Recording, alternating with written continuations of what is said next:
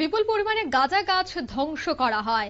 এদিনের এই গাঁজা গাছ ধ্বংস অভিযানে দেখা গেছে বিশ্রামগঞ্জ থানার সুতারমোড়া ভিলেজ এলাকায় পুলিশ এবং টিএসআর বাহিনীর যৌথ অভিযান চলে।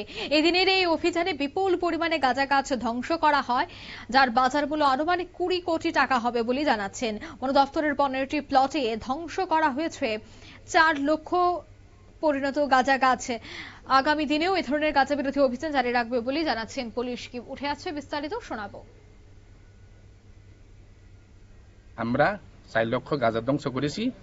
এর বাজার অনুমান হবে 20 কোটি টাকার।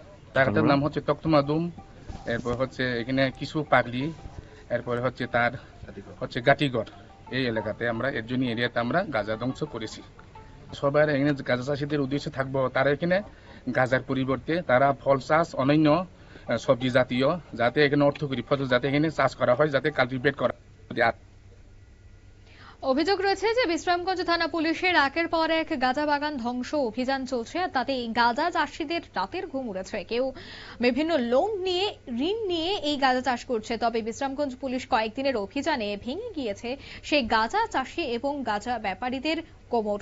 গাঁজা বাগান রক্ষার জন্য গত বছর গঠিত হয়েছিল গাঁজা সুরক্ষা কমিটি, আর এই কমিটি এবছর কোনোভাবেই পুলিশকে ম্যানেজ করতে পারছে না। আর অল্প কিছুদিন সময় হাতে পেলেই ঘরে তুলে নিতে পারত গাঁজা চাষিরা সেই ফসল, কিন্তু এর মধ্যেই ধারাবাহিকভাবে শুরু হয় গাঁজা বাগান ধ্বংস অভিযান, আর তাতেই একের পর এক সাফল্য আসে পুলিশের হাতে।